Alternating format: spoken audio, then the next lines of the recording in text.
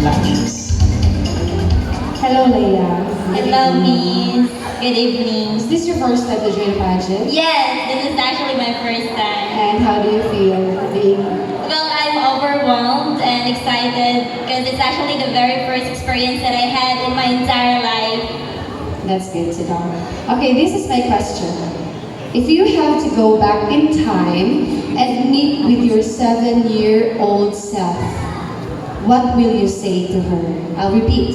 If you have to go back in time and meet with your 7-year-old self, what would you say to her?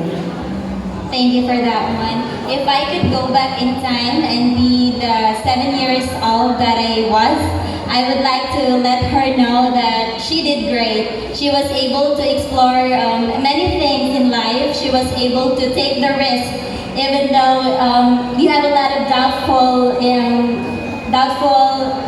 happenings in her life, but she was able to make it. I just hope that she was able to achieve more in life because she wanted to make a positive impact, especially in the community. Thank you.